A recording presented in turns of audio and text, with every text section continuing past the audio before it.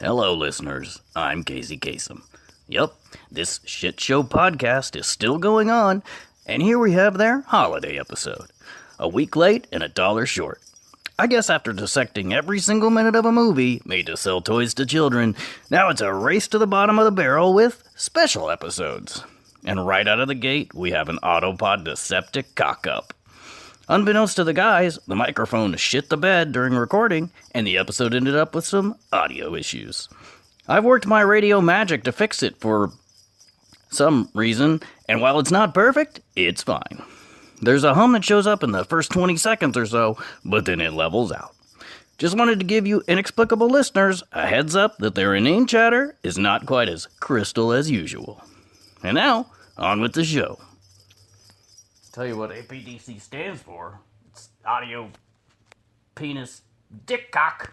Megatron must be stopped, no matter the cost.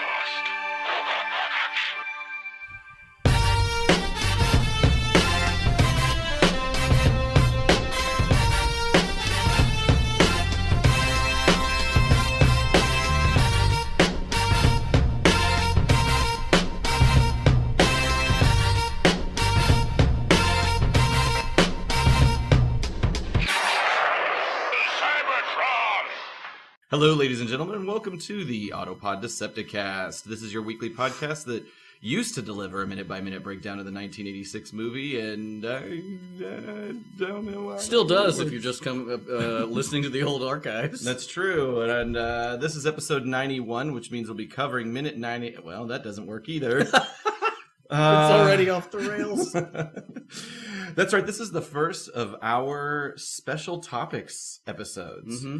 And joining me for this episode are two guys who were at one time on a minor league baseball team, the Hackensack Bulls. Ryan, the pitcher, learned that his recently expired great uncle left him a $300 million fortune, but there were a few little hitches to the deal. For example, he was offered $1 million up front, to just take that money and go away, or spend $30 million in 30 days to inherit the whole banana, but he couldn't tell anyone.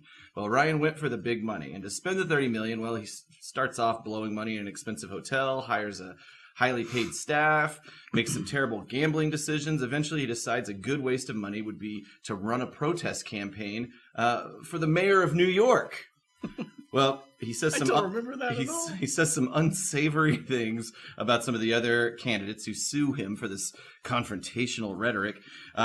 He ends up hiring the Yankees to compete in a game against his own minor league team, and he blew the last $38,000 on a party after the game, believing he'd spend all that money. Well, this crooked lawyer, who was bribed by a law firm to ensure that Ryan failed on his $30 million adventure, he handed some money to Ryan that was previously thought spent. But wasn't. So Ryan was set to lose the bet. Oh, my God. Wow. Ryan punched that lawyer in the face. He was so angry. And that lawyer then threatened to sue Ryan. Well, Ryan was quick thinking. He took that opportunity to hire. There was somebody else in the room who just happened to be an attractive, well-intentioned lawyer. And he used his excess money that he had as a retainer, thus clearing out all the money and winning the $300 million inheritance. Oh, and Caleb was Ryan's best friend who was a catcher on the baseball team. I thought when we were finished with the movie we weren't going to do this thing anymore. That was, that's Brewster's Millions, right? Mm-hmm. That is a convoluted-ass story that I don't even know if I've seen the entire movie. I think I may have only seen bits and pieces of it. Because that is an insane plot. Now there is no need. Yeah, it also, fuck the homeless. Well, I think there were other stipulations as to how he could spend the money, and I don't think I don't know that he necessarily could do that. It is that is a weird detail though, that his uncle's don't help anybody. That you can't spend the money that way. I think it's weird that his uncle would just create this challenge to begin with. It's certainly not legal. I don't think that would hold up in court. Give me the money or don't already. Whatever. You guys. What is it meant to teach him? You guys just pretended I didn't say that at all. You just talked right through it. No, we heard you. What'd you say? I'm sorry. Exactly. Don't say it again. I'm sorry. I said. To make you mad. I didn't. I'm not mad. I found it interesting. You just said you thought we weren't going to do the intros anymore. No, I thought we weren't going to do this podcast anymore. Oh, I thought you meant the intros. I thought you meant intros too. Yeah. I didn't. So yeah, That's why that's why it didn't work for me. If you'd have said the podcast, I think that probably would have halted our conversation. And right. I really thought you meant the intros. Oh, that's funny. And in Yeah, my head, me I was too. like, well, we never had that conversation. So what you just said is irrelevant. We're going to move on.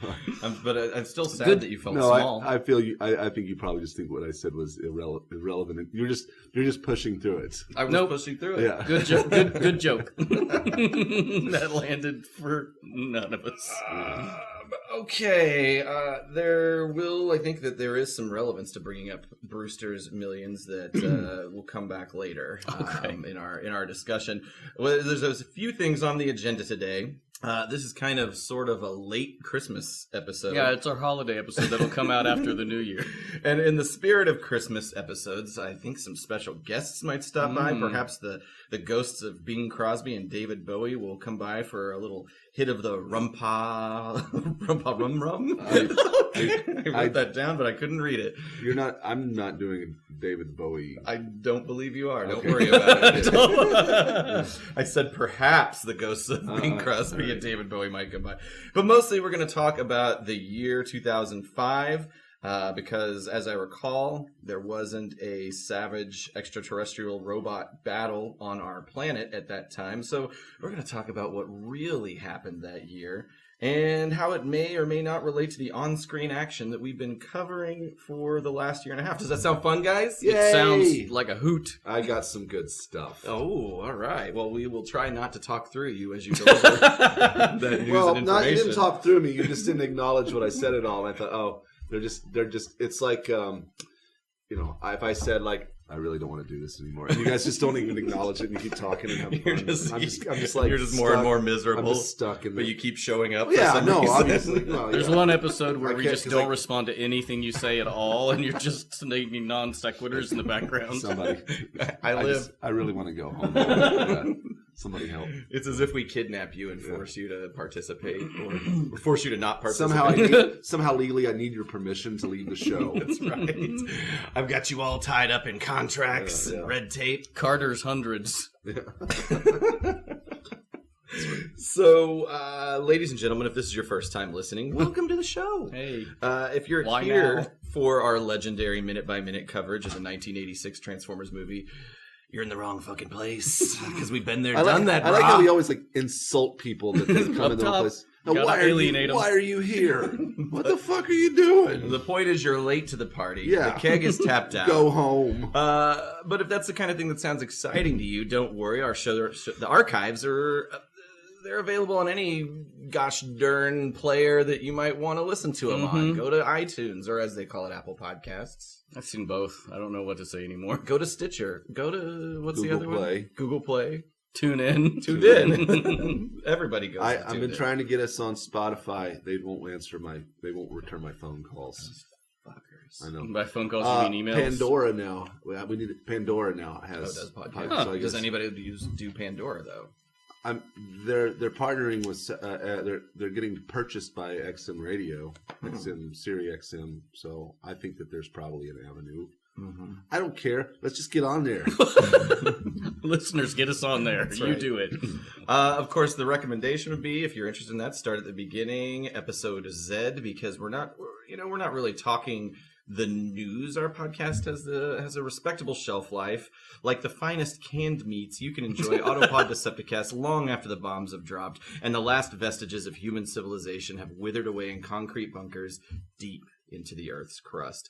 In the case of Armageddon, I recommend downloading versus streaming. I've been transcribing this to notebooks, and I've been distributing them around. So people can read them. Yeah. Excellent.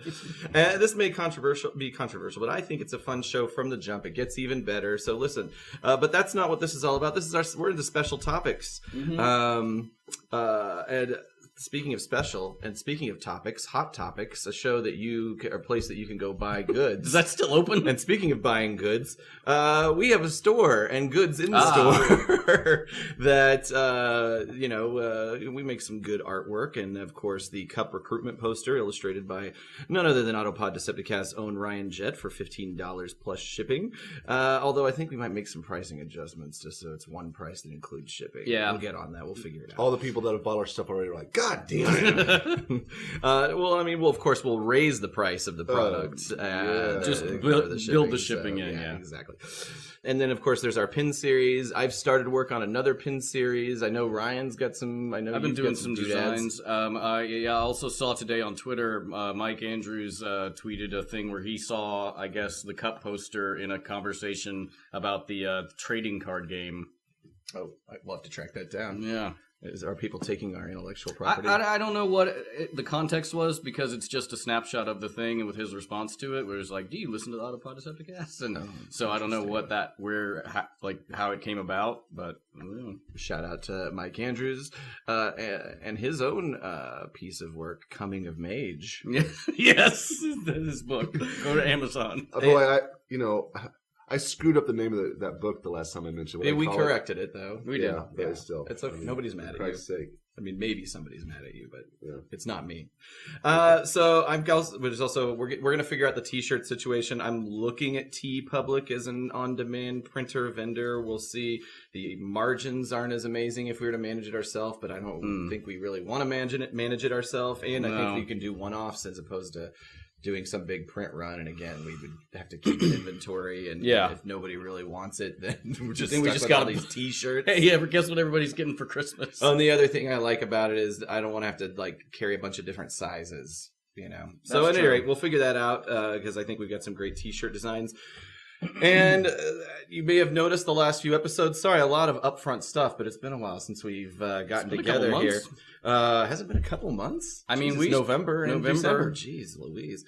But Ryan has been doing the work of Raw as he's been re-editing and posting the compiled script deviations so that you, the listener, can have the experience of seeing what this movie would have been like if the very first draft had been rushed into production. And so that's a lot of fun. I haven't listened to those yet, but I'm sure that they are awesome. You don't have to. You lived it. That is true. So hopefully you're enjoying those. I think that was a cool idea to stitch those together. So it was enjoyable, especially to do the one where Caleb had pneumonia. Oh, really? That one was fun. Right on. I don't remember that very well. Yeah. I was very ill. I was really sick. Glad you participated. Yeah.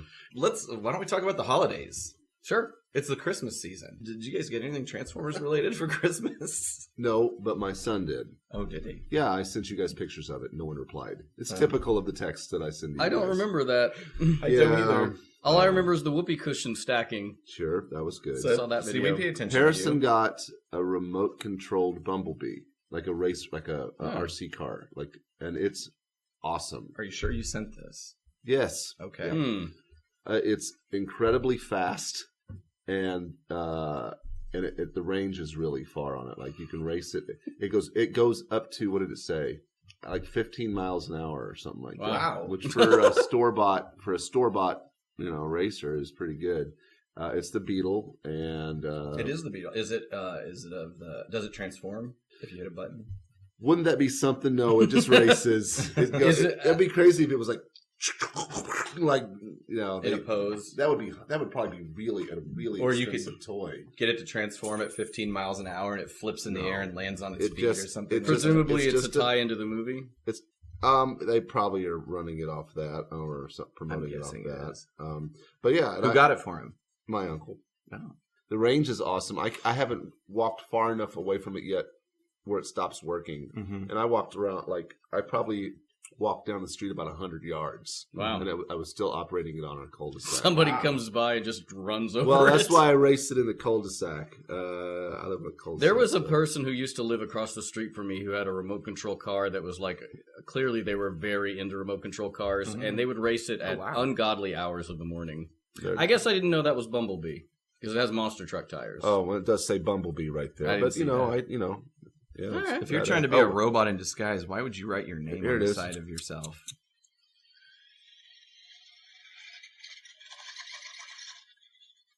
Probably not the best, but it goes off road. Sure. Run it fast. Run it out there. Run it fast. I like the big tires. I bet it's got good suspension. That's. He's just running after it. He's not doing what I'm telling him to do. He's not Play with it this way. He's not a good son. No. Anyway, that was. We'll share that video. Probably. I did not get a Transformers related toy. My son did, and I was really happy to. I couldn't wait to show you guys. I sent it to you and Mike, and no one replied to me. Just like on every I don't other remember text that. message I sent.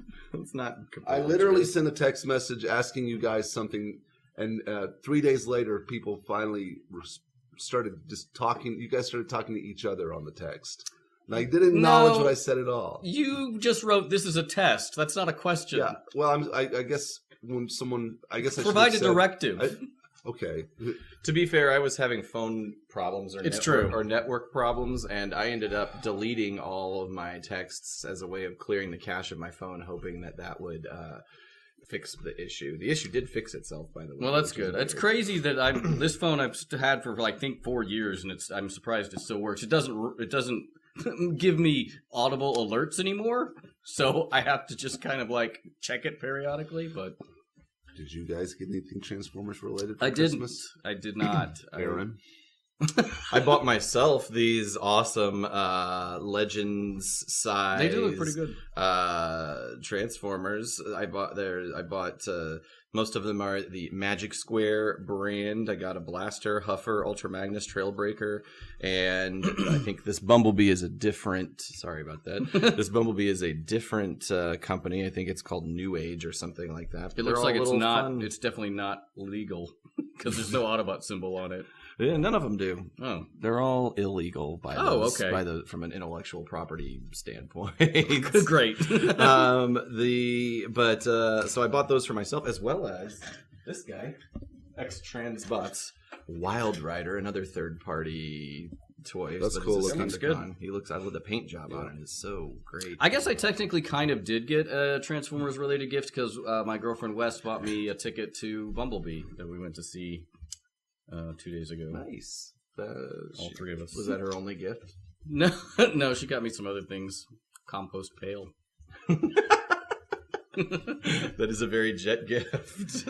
And all that pussy. No, I'm saying. Guys, you're forgetting that you did get a Transformers related gift from me.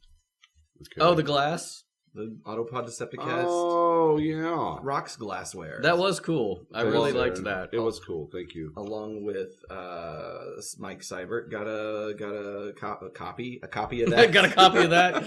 Shipped to him. So, do you guys have any memories? What are your Christmas memories related to Transformers? You got anything that sticks out? Because I do.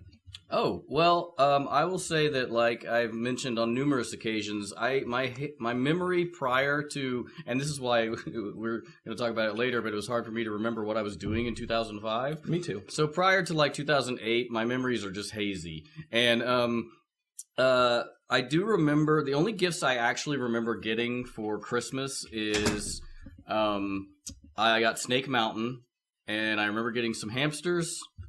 And I remember getting a tank that like it had exhaust, like you put oil in it and it would smoke.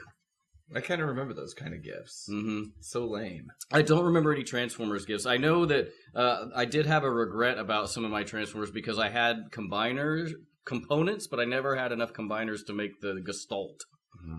I think I did have all of Devastator, but like not the component pieces to it because I got it at a garage sale. Yeah. I'm trying to remember. I remember you getting some Transformers on your birthday. Yeah, I think you actually got me Quick Shot. I think that's his name. The leader of the Technobots. Oh, okay. Scatter shots. Yeah. And he was really cool because you pushed a button and his like the plane nozzle opened up and there was a gun inside. I do believe if you were a dirty boy, you could adjust that nozzle to be a dick for the character. I'm sure I did that. Do you remember? Did you get any Christmas Transformers as a kid? I don't remember. There was one in your yard for years. I don't remember when and under what circumstances I got my Transformers. I just don't remember. Yeah. We're too old. I think I must have gotten Triptychon for Christmas because that was a big ticket item. I wouldn't say I'm too old. It's too long ago. But it wasn't that significant of an experience. But do you remember any Christmas? How strongly? What Christmas gift do you remember most strongly? My blue BMX bike. Okay, that was badass. My first bike. I'll take it. I remember that. That's it. Everything else was trash. I might as well have not had Christmas. I did use, and we've mentioned this before too. Like I did use Snake Mountain sometimes as a play set for the Transformers. Which one was Snake Mountain? What? It was franchise? it was He-Man. Okay. And you said you had a Voltron fortress, and I think I also had the big GoBot carrier, where it was a big robot, looked like a big robot that carried him Had in a there. derpy face. Yeah, and I used that as a Transformer sometimes. Like pretend it's Omega Supreme. Something, yeah. And that was one of the reasons I'm like, well, I remembered I didn't have any of the combiners completed because I couldn't use them as a fighter against them. The GoBot Command Center, it looks kind of like a Star Wars It does. but it has just this stupid face Guys. consisting of rectangles. Mm-hmm. Yeah, the GoBots were not great designs.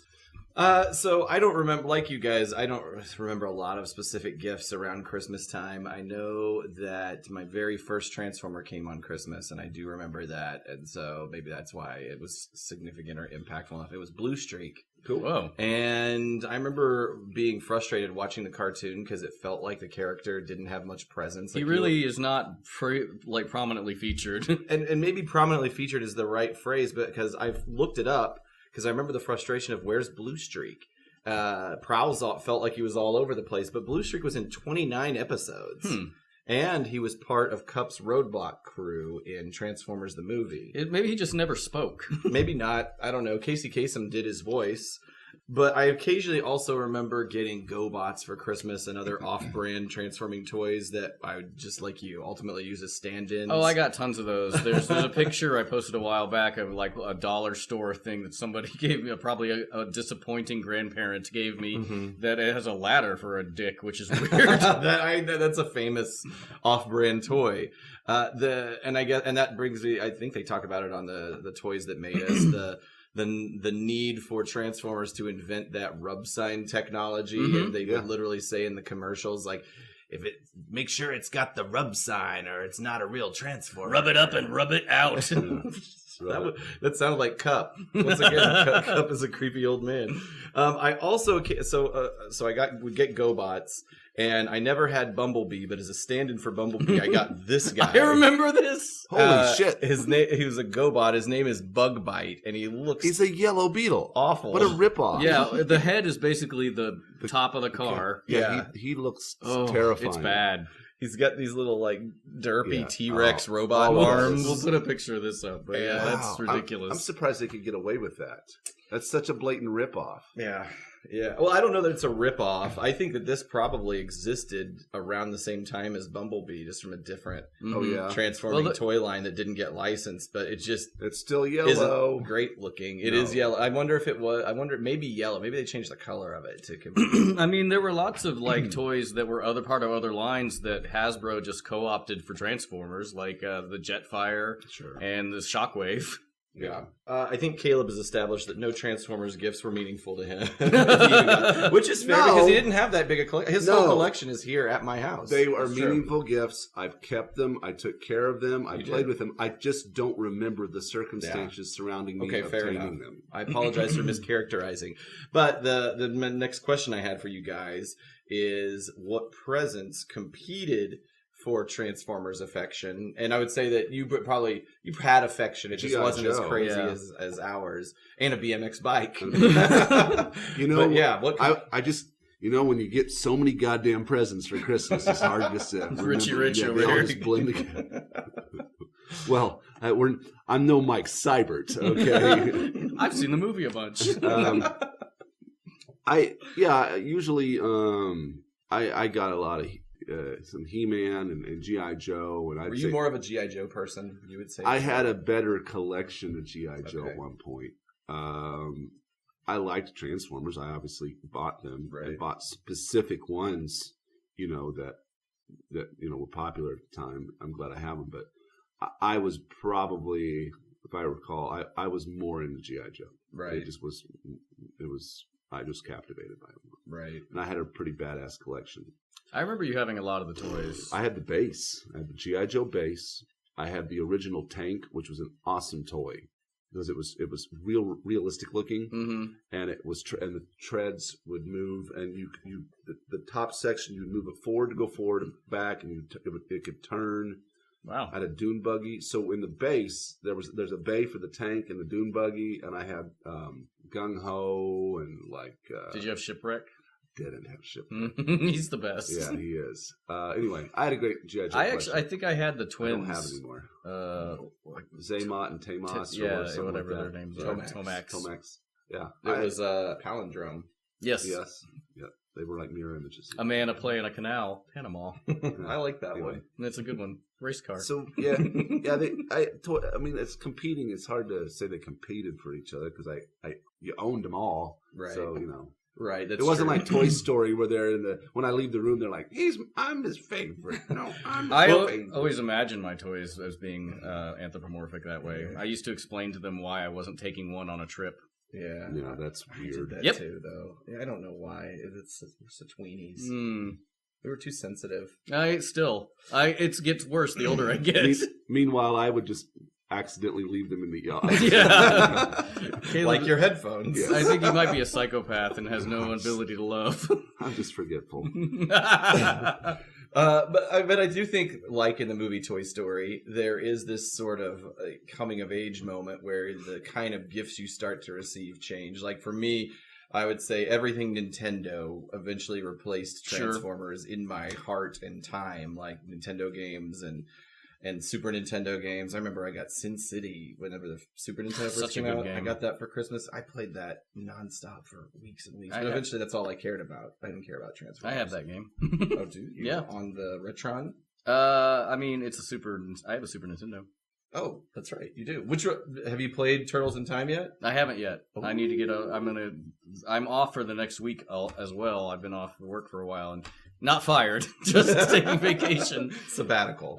And so yeah, one of my goals is to get everything squared away so that it all is working, like hooked up and working anytime I want, because it's a hassle. I can't wait to play that game. Oh yeah, that game. Cowabunga. Aaron got me Turtles in Time for Christmas. That's right. One of the other presents. What did I get you for Christmas? Oh, Beastie The Boys. Beastie Boys book. It's really good. It's a good book. I will say that He-Man definitely competed for my affection as far as toys, which I didn't realize how short-lived it was until I watched the Toys That Made Us episode about it. It was like 2 years. It's a flash in the pan. Yeah, and it was huge, and then it dropped off by like 90% the next year because they just kept putting out garbage toys. How is it that franchise does still exist? I mean, it does. I feel like it keeps care about coming it. back and disappearing, coming back, disappearing, coming back. I didn't remember this until I saw a tweet from TFCon in Chicago, the Visionaries Knights of the Magical Light. I don't know if you guys remember this. Basically, they were toys that had like a hologram in their chest and a staff which had a hologram on it. I do recall. And I thought that I've had a few of those guys, and it was they had like basically the stabs and chests. They have different powers, which they used by reciting a verse. Like Ektar had the power of protection. He would say, "Shield this craft from one and all. Reflect, deflect, depose, and fall." And it was like a deflector shield. Wow. Or something like that. But I also thought it was interesting because in reading about it, that was created by Flint Dille.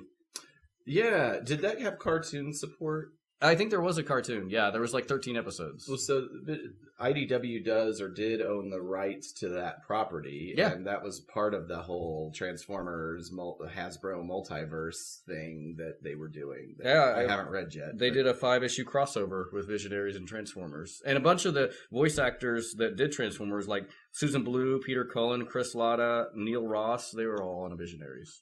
I'll be damned. Yeah. All right. Peter Cullen was also on Dungeons & Dragons, which is one of my favorite shows. Who was he? He was Binger. Was the that main bad guy? Oh, Yeah. Good. Sounded like an evil Optimus Prime. So, I guess all the meat's off this Christmas bone. You've been talking to Mike Seibert too much. So that brings us to the main topic of the show, I think, which is the year 2005. It is the year 2005. And thank you for saying that, because why are we even talking about it? Because that's the year the movie is set. That's right. A movie which we've been talking about, it feels like, since the year 2005. Oh, hey-o! And, I think we're going to talk about that year and what some of the stuff that happened, but just to set it up from a personal angle. Caleb, Yes. what was life like for you in 2005? What were you doing? How old are we? We're all 40. So in the year 2005, we would be 30. I'm not doing this math correctly. I'm just gonna watch this. This is hilarious. No, wait. No, we weren't 30. Yeah, we were born in 1978, right? So, well, We're basically 27, 28. yeah. Yeah. Jesus Christ. 2000 Or 26. And not doing well in school.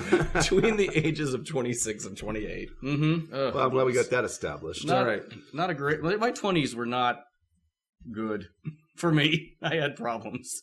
Okay.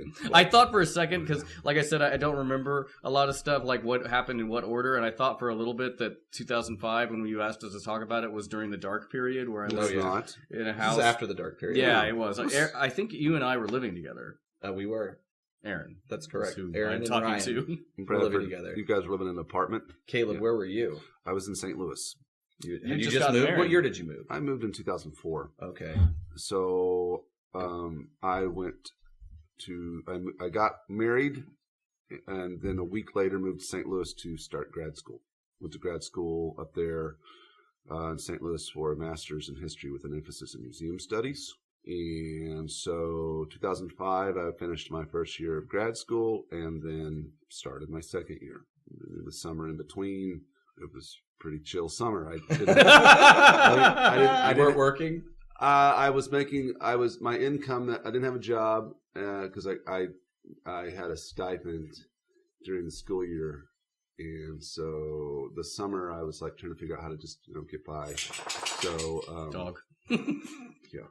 So the summer I painted the stairwells of the apartment building I lived in so that I didn't pay as an agreement not to pay rent For the summer? Or for Wow. a month? for the summer. Oh, that's a pretty good deal. Yeah, it was. And then This sounds like an immigrant story. I was hired by the St. Louis Ethical Society to write a biography on a peace activist named Ted Lentz that lived in St. Louis. So I spent the summer writing a biography, painting stairwells, and re-archiving the collection at the Scott Joplin State Historic Site. That's what I did. I've never heard any of this. What? It's not really that exciting. It's pretty interesting though. In What a that it's progressive! novel. What a progressive year 2005 was for you, getting your master's degree, Bettering yourself. I was just a sack of shit. Yeah, you Yeah, I know mean- all about Scott Joplin now, one of St. Louis's great contributions to the world. Yes. And that staircase, I bet, still looks great. You probably use the best of paints and techniques. No, I don't think so. I think I slapped that shit together. Let's not go that far. You lived, as I recall, in the Dogtown section of St. Yes. Louis for the listeners from that area, Yeah, right. which would be Right. well, with that kind of the Irish. Yeah, place. just I lived in an old apartment building, 500 square foot apartment, shotgun apartment. Yeah, it was great. It was In cool. relation to Ryan's comment about an immigrant story, did you take out the local sort of mob figure to ultimately become the head mob figure yourself? I did. Yes, and Yes. And then I traveled. a Godfather Part 2? Then I traveled to my homeland and killed the mafia guy that killed my father and family. Yes. Right. And but then I moved. But then I finished grad school. Right. Yeah, 2005 was a cool year for me. I was just busting my ass in school and then doing odd jobs in between. Ryan, yes, how was 2005 for you? it was a What banner that all year about? at the Bender household. God. Lost his name for a second. So I get like my photo albums. I have these old photo albums that were from actual film cameras, and they only go up to like October of 2004. So I was trying to look back at some of the pictures, but I couldn't find any. So I actually ended up resetting my MySpace password. Oh, nice. It isn't, because I guess MySpace just randomly purges a bunch of shit if you don't do anything, because I have like 10 pictures on there and all the... You did a lot of blogging. Oh, yeah. Back in those For times. like 18 months, I blogged almost every day. Yeah. I did find those, not on MySpace, but I did find those because as part of like a project, I think it was a computer class in when I was going to OTC, we had to like set up a blog, and I threw them all up on the blog. So boy, they are rough to read. You had fans, though. Were building some kind of like fan base of people you didn't even know. There were people that seemed to enjoy it's as I'm reading. I read some of them, and I'm like, this guy thinks he's really funny. And he's not as clever as he thinks he is. If you want to go check out some of my terrible writing, if you type in jet fumes into Google, you'll find it. Or Also my DeviantArt's up there too. Or listen to the Autopod Decepticast. That's right. It started me down like an existential route of like every 10 years you probably hate the person you were 10 years ago. Sure. Well, I think, definitely rediscovering old writing in particular. You pick apart how either pretentious you were or just generally how you weren't any good, but in the moment you thought like, this is good. Yeah, control like, save. That shit is gold. Occasionally I'll come across like a piece of art or something that I like, but in general I think that just speaks to progression in terms of like skill, ability, as well as just what you're interested in now. And, it's true. The older you get, the wiser you I get, also usually. That's why I'm a Republican now. Oh no! Oh, This is record scratch. I also came across twomanwar.com. Oh, twomanwar.com. Does that still exist? It does. It's still up and running. What? Yep. It was a website that Aaron made for graphic design. Oh. I was gonna throw some stuff on there too, but I never did, and nothing ever came of it. But. Well, this is actually this is weird. I think it's a redirect because it's the same as aaronthweet.com, which bunch of old artwork from you guys. Well, just him. So I must have had a redirect of some sort. So we still probably maybe own the two-man. What shall we do with that? Sell it to the highest bidder. Sell that shit. Some of this stuff got published. This got published. It's a Kenny Rogers illustration. This got published right here. This is an illustration of Andre 3000. Hey, y'all. This got published.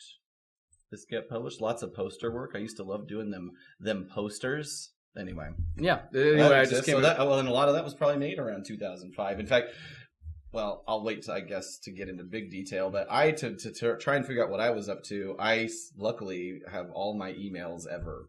And I just went into my email archive and searched all of the year 2005. I didn't even think of doing that. To see what kind of communication I'd been having with people. It's funny. It's weird to do that, by the way. I guess I didn't really email people all that much, but I did have to use my old Hotmail because that's what I went through MySpace. And I looked up and there are 12,000 unread messages in it. Oh, wow. Yeah. Any from anybody that matters? I don't know because I never go to it and don't care. All just I haven't used it in probably 7 or 8 years. It's probably just Viagra salesmen and wild sluts. Yeah. I did have a blog about getting like some catfishing stuff from like hey, I'm wanting to come to America. If you could just pay this amount. And there was one that was pretty convincing. Did you do an exchange? No. I didn't. I did do an email exchange with them just to see how this plays out, God. but then they stopped responding. Right. Yeah, I remember thinking that was a funny thing to do to like bait the Nigerian Prince, yeah, and like reply back and act like you were into it, but really keep fucking with them. What a waste of time. No kidding. He's out here painting apartment walls and writing dissertations, and I'm like, I think it's funnier to talk to somebody who doesn't represent what it is. Anyway. So when you did all this research, what did you learn about yourself in 2005? Anything? Not a goddamn thing. Anything going on that was exciting? It was a weird like nexus of where I nothing interesting I guess happened to me, like between Caleb's wedding, which was in the summer of 2004, and me getting together with my ex-wife, which was in 2006. I just have no information as to what happened. Blackout. I was living with Aaron. That's all I could deduce. We were roommates. I wrote about my goldfish dying. I'd had that goldfish from Twin Oaks for like 5 years. Oh yeah, those things are resilient. Yeah. So that's the end of my story. Until they aren't. It's true. What happened to you, Aaron? Let's see. Well, I was working at Noble, a local ad agency, as a lowly assistant account executive, the intro role, basically right above intern. I was also trying to do freelance illustration, doing all these rock posters, roommates with Ryan at the elegant Bradford Park apartment complex. We had a lot of fun at that pool. And we did, yeah, actually. I hurt myself at that pool. Oh, my God, yeah. It wasn't that summer, and it wasn't when we were roommates. We actually lived there twice. Or I lived there twice. Maybe, I don't remember. No, just you. And the first time I lived there, I got really hammered, and I was at the pool. I drank probably most of a bottle of rum, and there was a waterfall, and that was built up with like walls of bricks, and I was smartly trying to walk across the ledge of the waterfall, and when I stepped on a part that was slick, and I fell, and my whole knee like smashed, or just under my knee smashed on some of the bricks. And I remember I landed in the pool, and it was pretty. It looked like Jaws. Painful. And of course I'm grabbing the wound, and then I released it for a second, and just this like mist of blood. Oh God! Probably turned the pool pink. They probably never sanitize that. They're just like chlorine's fine. Yeah. My sister was there. Luckily, she took me to the emergency room. I got like 20 staples. Yeah, Luckily, I remember, didn't hurt my knee. It was crazy. It looked like a Frankenstein wound. It was pretty gross. But anyway, that was that apartment complex. My DNA may still be there. For all we know. I remember... Mine definitely is. To your point, MySpace was a thing. The Mojitos. Flip phones were a thing. There was no smartphones yet. The iPhone had a couple of years to come out. I didn't even have a cell phone. I think it was announced maybe in 2005, but I don't think it came out. Yeah, I didn't have a cell phone either, but if you did, you either had a flip phone or if you were really high end, you had a BlackBerry, so you could get emails. Online dating was still stigmatized in a way that it's not stigmatizing. I wrote a blog about it. I don't know. It feels like I'm talking about myself here because I'm not. I'm really talking about just the year now. Everybody had Livestrong bracelets. Not me. Just talking more about the year 2005 in general. Cost of living. $1 back then is worth 77 cents today. And $1 today is worth $1.29. Gotcha. Okay. So basically 9.1 inflation index. So yeah, if you spend $1 for something today, you would have purchased it for 77 cents back then. This is interesting though. A gallon of gas, national average, was $2.25 in 2005. That $2.25 is worth $2.90 in today dollars. Today's national gas average is $2.28, which was basically $1.77 in 2005 dollars. But people went crazy over gas prices in 2005. But gas has been super expensive since then, though. Too. Well, right now it's super cheap. Yeah, now it's super cheap. Well, the peak gas price 2008 and 2011 were both peak at $3.26 and then $3.62 at 2011. And then thank God we discovered fracking. So now it's like free gas all day long, right, guys? High five. Hey. I will say also, in reading some of the stuff I wrote, I was deep into like liberal outrage fatigue because it was deep into the presidency of George W. Bush, and now I guess from that I learned just not to read much, which is how I deal with the world today because I can't invest my energy. Don't engage. Yeah, I was there with you guys on that one. That was the year that I think we discovered a lot of our friends were hyper conservative that we never would have guessed. We all were. I remember that was George Bush he kicked off his second term in 2005. Tony Blair was elected for his third term. Oh, I forgot about Tony Blair. I remember we went to a rally, a John Kerry rally. Yes. In St. Louis. I think that's when you won the first time. I guess that would have been 2004 technically. That was 2004. But because it was the debate, like one of their debates was in St. Louis, and then there was rallies obviously right after that. The IRA announced an end to armed conflict. Oh. The troubles were over. No more troubles in Ireland. Everything's peachy keen. Catholics, Protestants together again for the first time. Great. Lance Armstrong, speaking of bracelets, won his 7th straight Tour de France. Good job, Lance Armstrong. All right. Nothing will ever be problematic with him. Ryan will like this one. Oh. If you didn't cover it already. I don't know. Dennis Rader, the BTK killer. BTK! Was found and charged. Remember Terry Schiavo? Yep. This is let's just be Death Watch. Let's just be controversial. Her feeding tube was removed after months of legal BS. Eric Rudolph, the Olympic Park bomber, was sentenced. I don't know why it took so long. That. Wasn't the Olympic Park? Wasn't that 1996? I think that's a different. I'm talking about Atlanta. The Atlanta Olympics, 1996. There was a bombing, and I'm assuming that's who that. I should have read a little bit more about that. I just took a headline and was like, didn't "Here go we into go." it at all. Copy paste. New York City transport workers strike. Shut down New York City subways and bus services for like 3 or 4 days. I have no memory of this. London won the rights to host the 2012 Olympics. I don't know why anybody wants to host the Olympics. Yeah. I've heard it's kind of like when team owners of any sport threaten to move their team to another city. If you're smart and you're a city, you just say fuck you and let them go do it, because the money that we pay out in taxes you never get it back. No. From the team. And I've heard the same thing about the Olympics. Yeah, it's always that investment is never money sucks. Never pays out. Then you're stuck with a derelict just facility. Yeah, structure. Yeah. Speaking of George W. Bush, as we were moments ago, this was the year that George W. Bush at a G8 summit said, "Hey guys, I'm not going to legally bind us to these carbon emission standards that you want us to deal with," which is in direct conflict with Autobot City's many Earth-friendly power sources. I believe that good tie-in. Yeah, I needed something. I believe that Autobot City was LEEDs certified. Yes, they had hydroelectric power, they had solar power, they had oil derricks. Well, that's problematic, but I think Dickhead Mountain is a historic monument now. It is. Yeah. Mm-hmm. I take the family there every year. That's where you can see everything from. Yes. We get to the tip top of it. The Supreme Court said that medicinal marijuana users can be prosecuted for violating federal drug God, what a laws. difference a decade makes. North Korea was all like, "We got the bomb, bitches." Well, they're still kind of like that. They are like that, but this is their first announcement that they had nuclear weapons. I don't know that we believed them at the time or not. I think we believe them now. But... We were like, prove it! It was the axis of evil or whatever. And then Hurricane Katrina. Yeah. 1,835 fatalities, 125 billion in damage.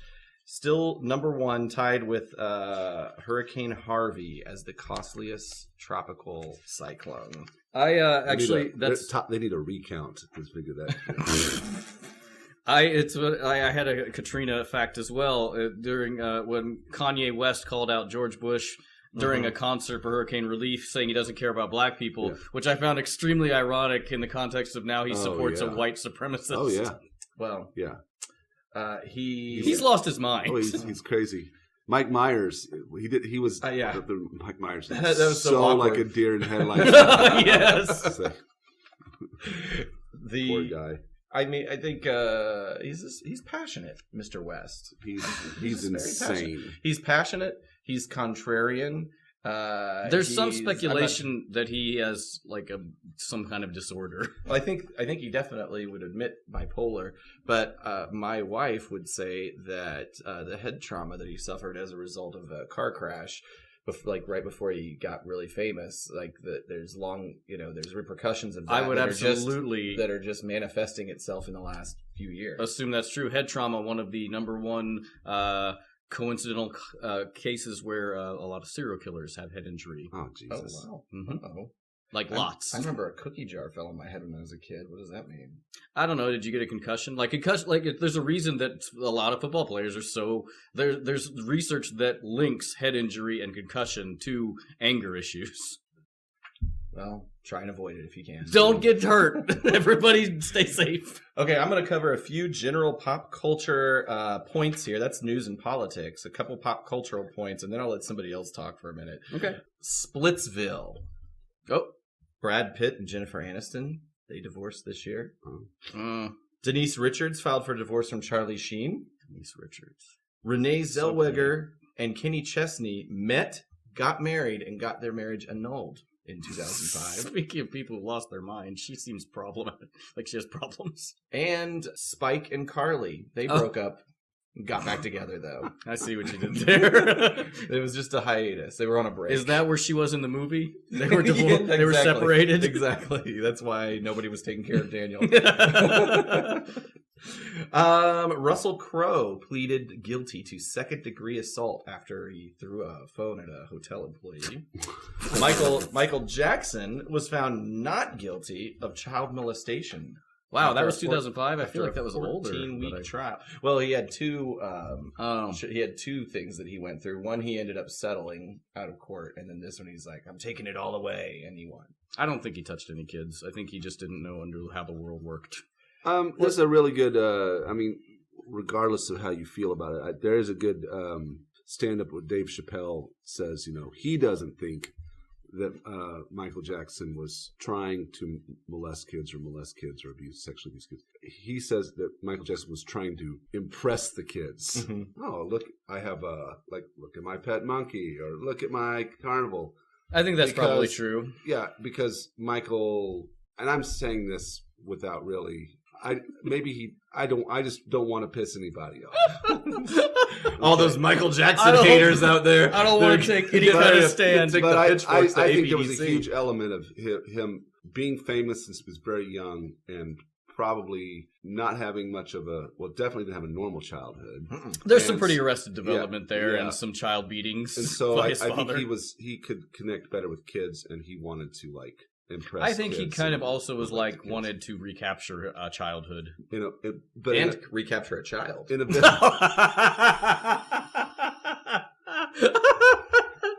Okay. Perfect. I agree with you guys, though. I mean, I don't know whether or not that he diddled a kid, fiddled a kid. Fiddler.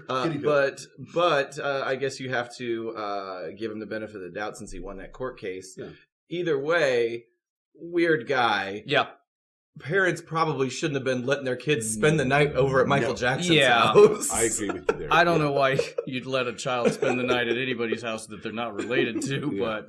Yeah, I agree with you there. Speaking of weird guys, this was the beginning of Tom Cruise's crazy starting to shine through. Too. The couch jump? The couch jump. The Oprah couch jump moment. I love Katie Holmes! Yeah.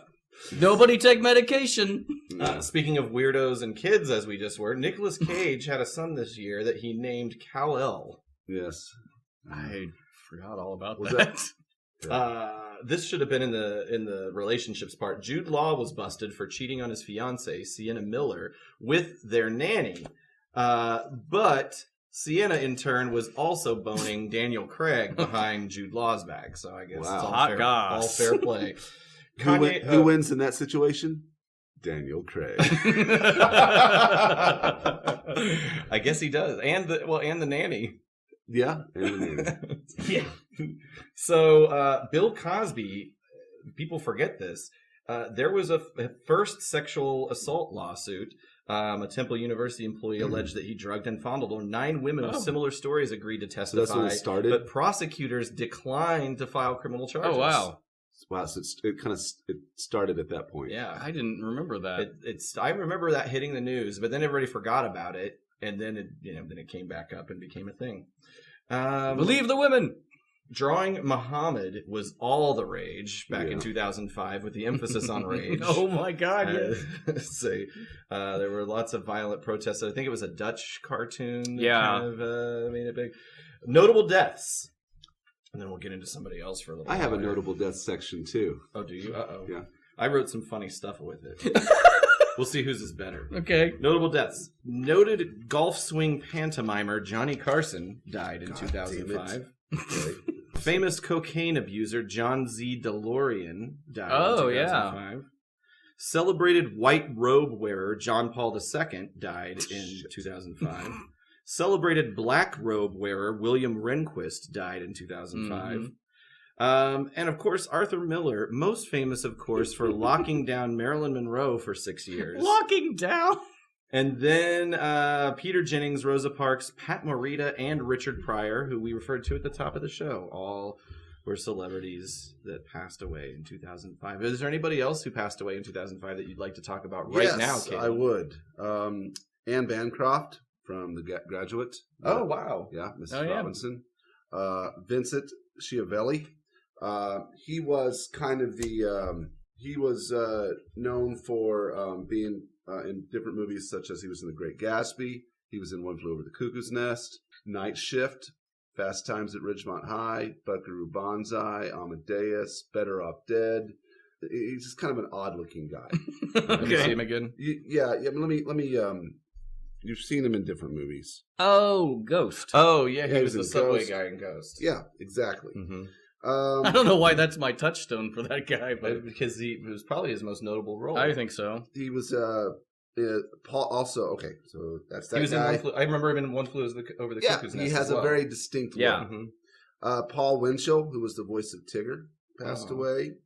Ossie Davis, who was JFK in Bubba Hotep. Mm-hmm. Great movie. Matthew McGroy, the big, huge, giant guy in Big Fish. Movie Big Fish. okay. Okay. Yeah. Let's see. The John Vernon, who was the dean in Animal House, and then a bunch of other movies. Yeah, That Dean reminds Wormer. me. Vern Troy died recently, didn't he? Vern Troyer? Vern Troyer. I don't think it was recent.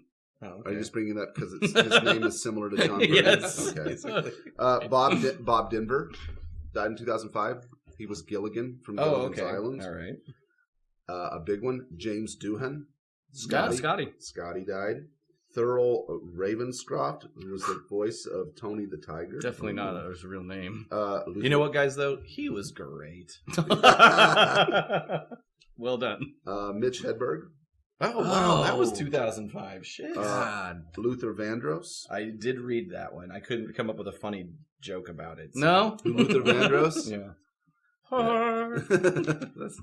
That's, that's the additional ones. The other ones you touched on. But there was the celebrity deaths category for 2005 on the IMDb had 3,201 names in it. There's that many celebrities. Yeah. So some of them are quote that unquote was- celebrities. So that's the ones that stood out that I thought would be of interest to us and our listeners. Did you do a literature segment or just a segment about one particular person? This might be a good time to talk about. Well, I was not. hoping to. I have just a little bit to talk about left in the celebrity death section. Oh, okay. Go ahead. No. Set me up. Hunter S. Thompson. Who? Yeah, right. So, and we all know who Hunter S. Thompson is. Gonzo journalist, writer. Fear and Loathing. Fear and Loathing. Eat gads, man. Hell's Angels. Beat the shit out of him. Other stuff. But he died on February 20th, 2005 from a self-inflicted gunshot wound to the head. That really bummed me out when I learned that. Yeah. Like, that was, I mean, I had a big affinity, for Hunter S. Thompson, and not even just because of like his writing and stuff like that, but I'm like, yeah, I can get how that you can just want to take yourself out. Well, he left a note for his wife. It says, "No more games, no more bombs, no more walking, no more fun, no more swimming. 67. That is 17 years past 50. 17 more than I needed or wanted. Boring. I am always bitchy. No fun for anybody. 67. You are getting greedy. Act your old age. Relax. This won't hurt." And that was the very Hunter death note. last thing he ever wrote. Obviously. Yeah, and if you're feeling like this, get help. Reach out to somebody, because I understand these feelings too. I have had them, and it's you can maybe he could have been helped, but he didn't want to. So yeah. Well, I don't know anything about like depression or anything like that. I understand he had was having some major like physical pain. I mean, he was 67. He lived a life. I don't know if it was more like I looked at it less of like succumbing to some disease and more just leaving on your terms. Like, we've got half of our lives left in front of us, but it's not really the good half. Speak for yourself. But when you get to that age, like it's still just not as good as right now or your 20s. Where are you going with this? If you're older than 40, Give up. Accept the inevitable. Yeah. I don't know. I feel like the older I get, I enjoy my life a little more. The older I get, it gets a little less depressing for me, I guess.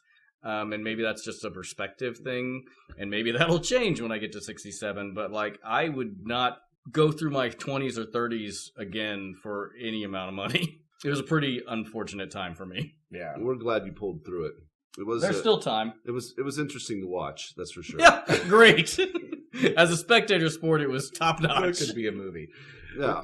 But yeah, I think we all had an affinity for Hunter S. Thompson. A lot of people, like Gen X people, like Hunter S. Thompson just had this, like kids who went to college around our time really were into him. But I think to actually know him, he was probably I didn't know him, but I mean, is those people that did, I mean, sure, he had people like Johnny Depp and like these kind of sycophants that clung on to him, but I think he was kind of an asshole. Probably. He was definitely, what's the word I'm looking for? He only really cared about himself. It felt like. I think his son... Sorry, go ahead. I think his son published a biography that goes into some detail around that, but like Hunter wasn't a big part of his kids' lives or some of his kids' lives. I can see that. I think for many creative people, there's a certain amount of selfishness there. Like, Jim Henson's daughter was not very happy with him because he was never around, but it's, he had a passion and it was not his kids. Right.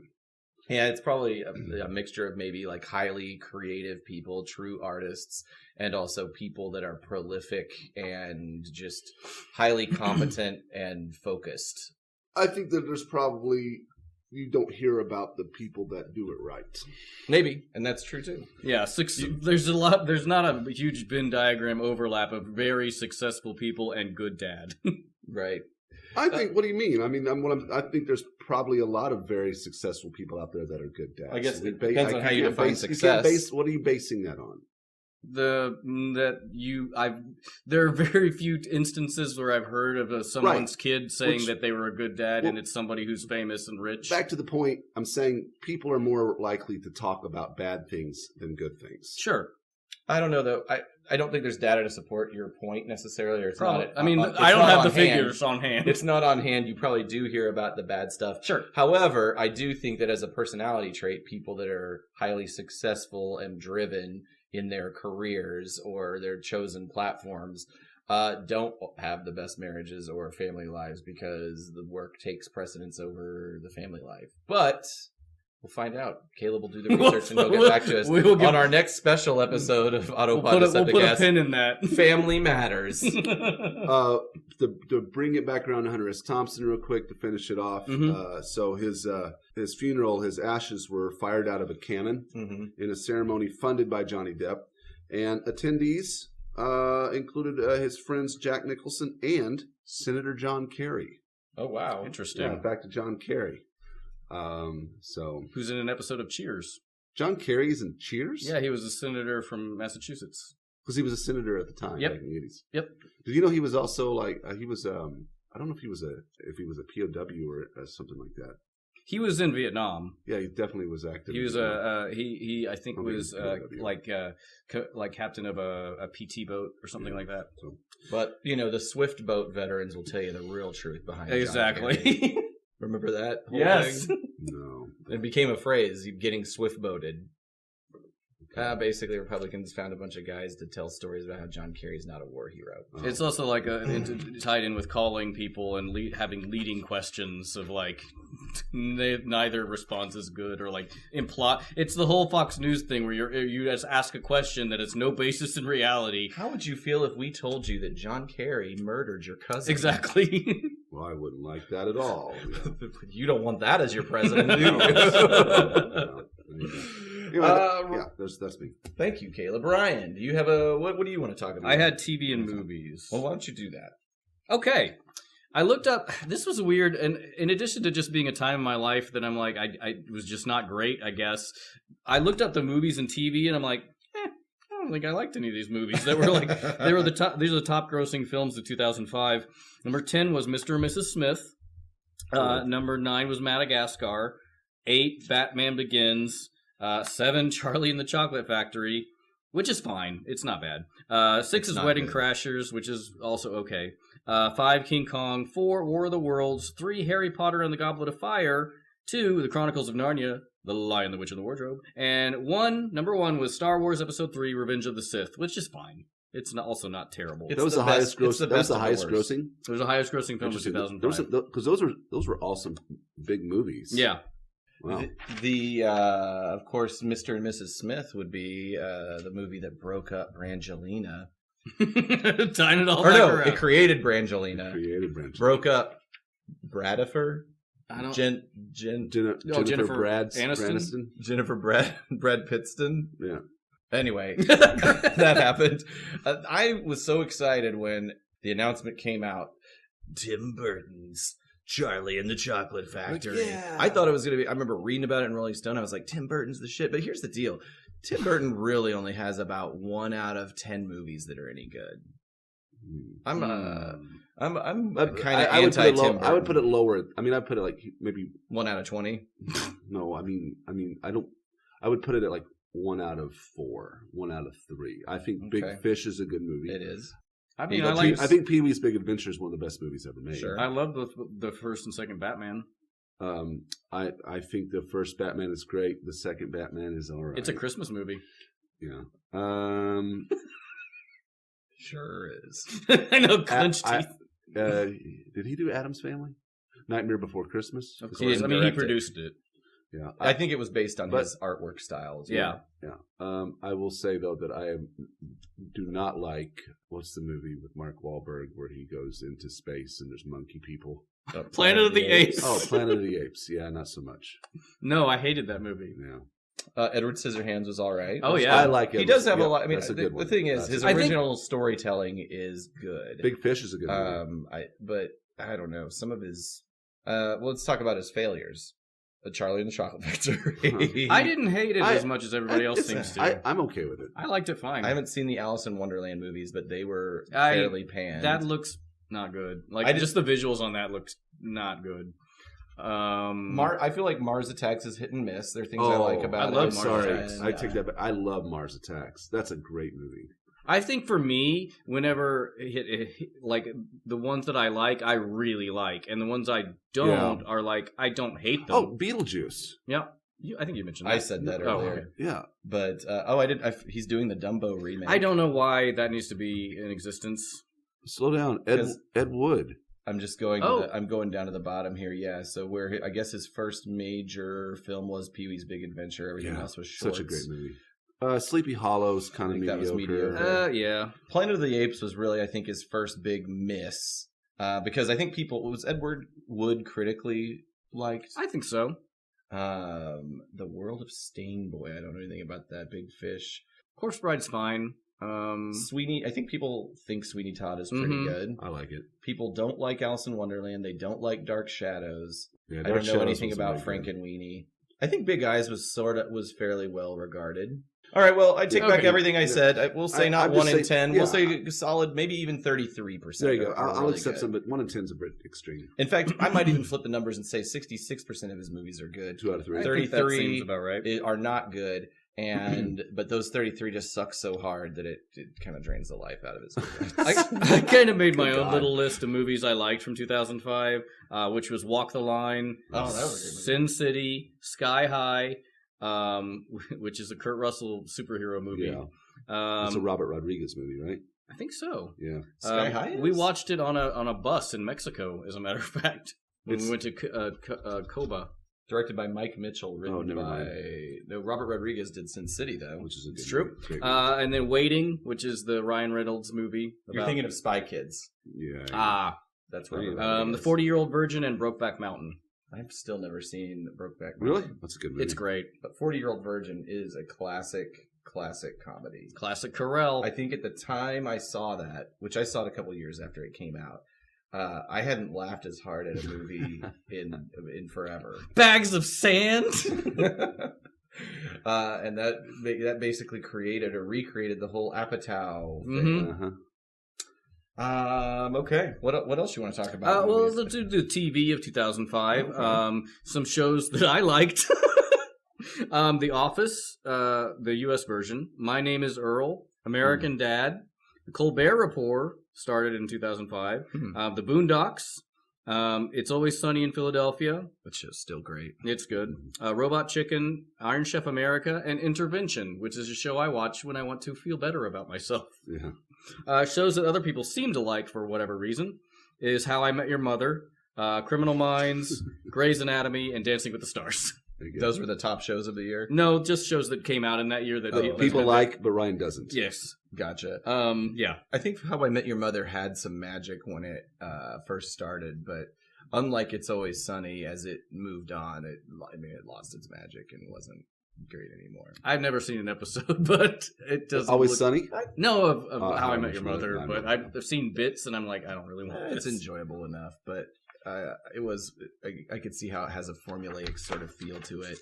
Intervention. Mm-hmm. Oh my gosh, I have not seen very many episodes of that, but I always come back to that. I think it's Oh, I know what you're gonna say. It's such a sad show, right? These people have problems, big problems. Their family wants to help.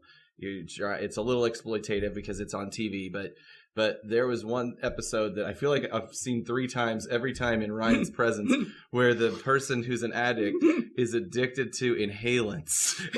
and you know, she would do, what do they call that, those interviews where like you're in the room by yourself and you're I've just got this problem. Yeah, the confessional. I'm trying the confessional. She's like, I'm doing what I can to get over it. But it's like from off camera, out of screen, she just brings this fucking can up and snorts it. And it's so unintentionally funny because she's staring directly to camera. I could not stop laughing at her pain because it's just the most...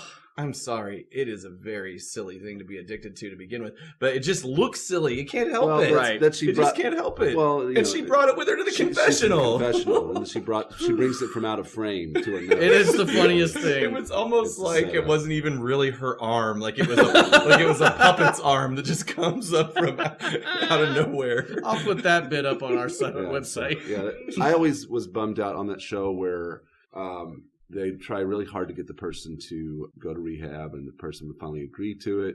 I shouldn't make light of this shit, but they visit them, after they've been in rehab. Like, yeah, I'm turning my life around and seeing life better now, and then they always would end it with a statement, and it says like 2 weeks later they were on drugs. Yeah, that was always a real bummer. Damn it. Yeah, and 80% of the time, I'm sure that was the case. It's hard to get off drugs. Addiction's tough. Addiction's a terrible thing. Yeah, there was one woman on there who was a millionaire, and she just took limos everywhere. Yeah, that was crazy. And but also she has fuck you money. So what are you threatening her with? Like, there's no.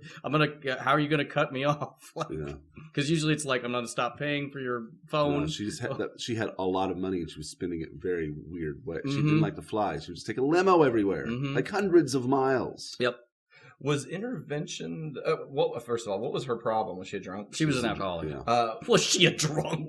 Is Intervention the one that had the lady that couldn't stop drinking her own piss? No, there was another show. I think you're talking about My Strange Addiction. Probably. Yeah, that's okay. Let's not even go there.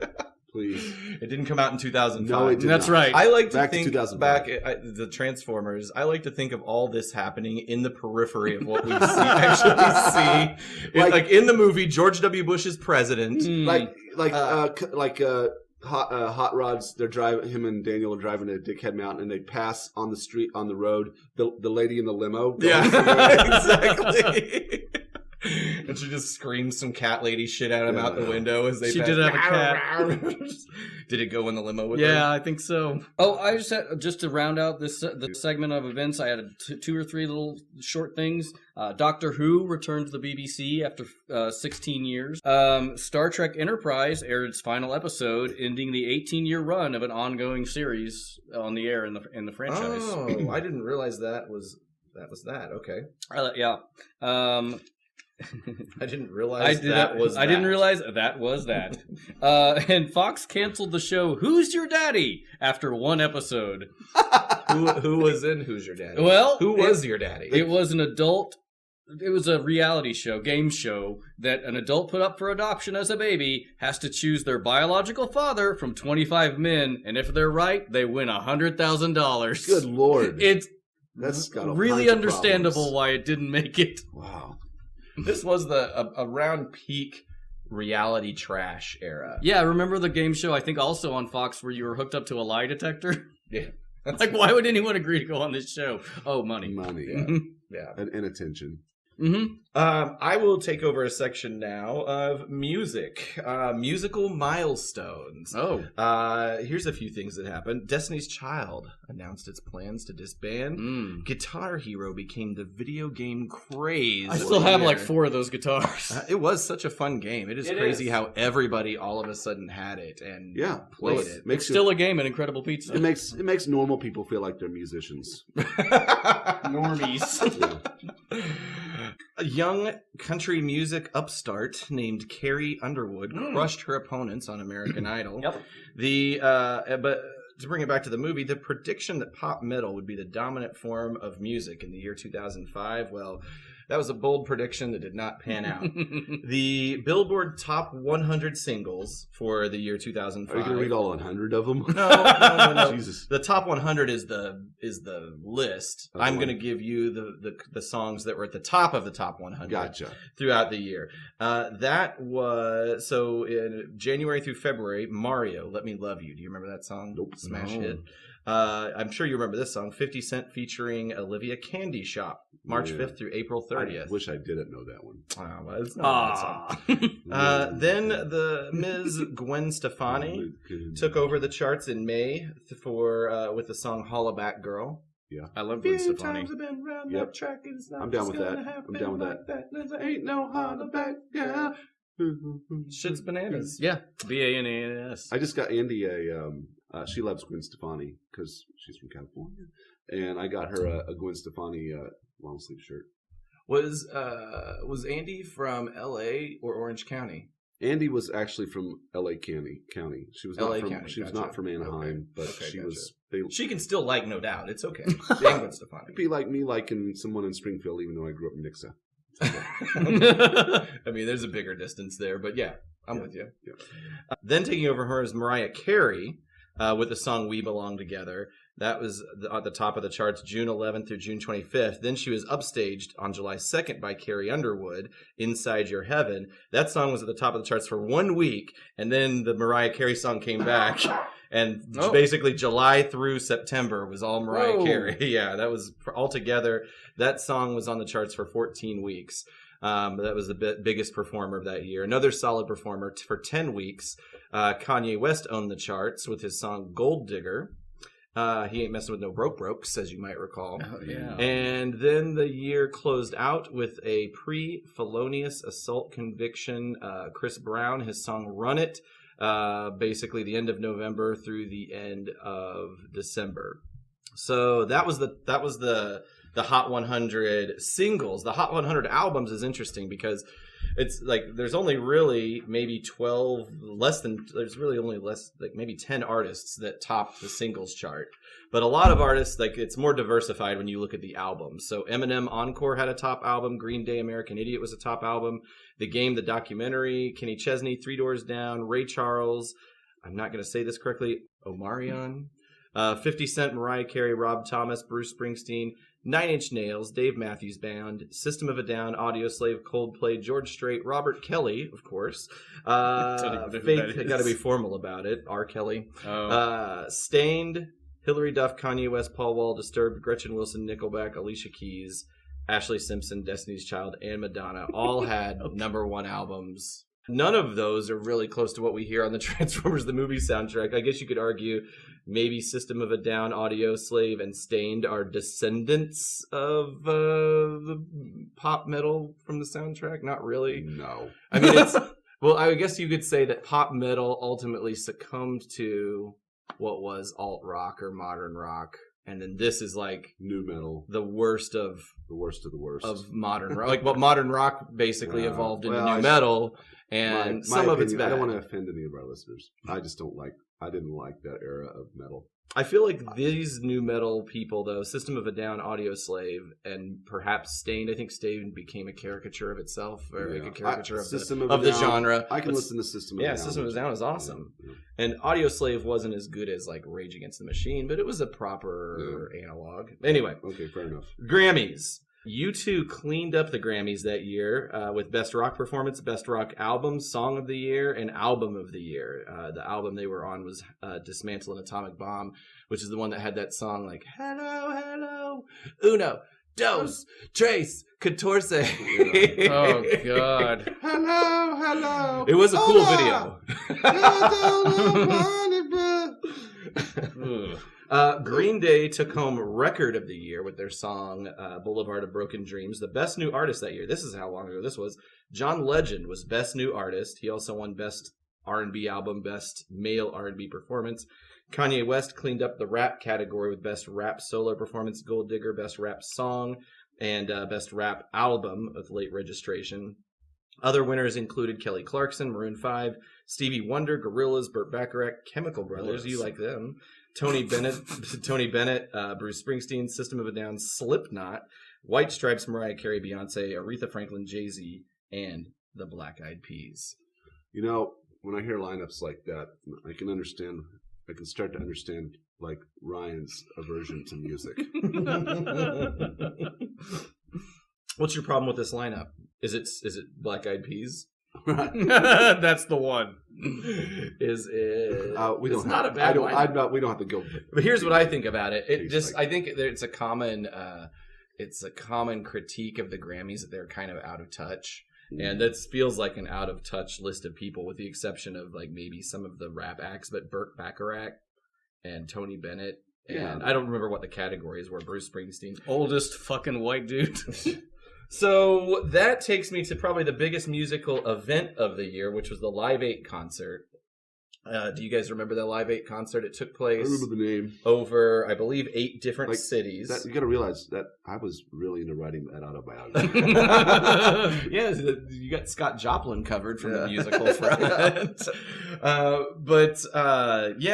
the Live 8 concert was put together by Bob Geldof, similar to the Live Aid concert. Live Aid, yeah. And it was about global poverty with, I think, really more of a focus on African poverty. But 8 cities, London, Berlin, Rome, Philadelphia, Bari, Chiba in Japan, Johannesburg. Is it Johannesburg or Johannesburg? I think it's Johannesburg. Moscow, Cornwall, and Edinburgh all had simultaneous big concerts.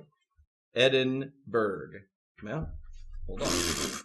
Okay, so the RGH is just kind of pronounced like... let's see, maybe it's like how it's pronounced Tim's. How do you... Like, let's go to how do you pronounce? Oh. Edinburgh. Aha! Okay. Edinburgh. All right. Well, we got it. We do have a lot of UK listeners. Yeah, I don't want to... So, my apologies for that. And Edinburgh. You mean Edinburgh. Edinburgh. So, let's see, a couple notable things about the concert. It had the reunion of Pink Floyd with Roger Waters, which was the first time he'd performed with the band since 1981. A couple other pieces around it. So the London concert had Annie Lennox, Coldplay, Elton John. The London concert was where it's at. George Michael, Joss Stone, Madonna, Mariah Carey, Paul McCartney, Pink Floyd, R.E.M., Robbie Williams, Scissor Sisters. Remember those? They were a thing. We saw them in concert. No, I saw them in concert in Columbia, Missouri. Oh, wow. Yeah, it was good. Any good? Yeah, it was good. How many people are in that band? Like 5. Well, that's a strong 5 or 6, I don't know. Snoop Dogg, Snow Patrol, The Killers, The Who, U2. Paris had Shakira, Dido, Muse, and The Cure, and I only listed the ones that I knew or cared about. In Berlin, you had Aha, Green Day, Phil Collins, and Brian Wilson. Rome, the only people I'd ever heard of in the Rome were Faith Hill and Tim McGraw were randomly there. Interesting. Philadelphia would have been a fun one to go to. Alicia Keys, Black Eyed Peas, Dave Matthews Band, Britney Spears, Destiny's Child, Jay-Z, Stevie Wonder, Simon and Garfunkel, and DJ Jazzy Jeff. Will Smith hosted the event and led the crowd in a phenomenal performance of the Fresh Prince of Bel-Air theme song. No way! You can find it on YouTube, actually. It's pretty cool. In Barrie, Ontario, I'm assuming I'm pronouncing that right, Bare Naked Ladies, Bryan Adams, Buck Cherry, basically Neil Young, all the biggest Canadian stars performed. Was Yes there? Was Motley Crue a Canadian band? Yes was not a Canadian band. They weren't? Rush is what I'm thinking of. Yes was from... Tom it ends Cochran in a was similar there. sound. It's one word. Yeah. Yep. In Chiba, Japan, you had Bjork and Good Charlotte. In Johannesburg, the only band I'd heard of that was there was Orchestra Baobab, which That's the only thing anybody knows about performers in Johannesburg. Moscow had the Pet Shop Boys. Cool. In Cornwall, England, Dido made an appearance over there as well. And in Edinburgh,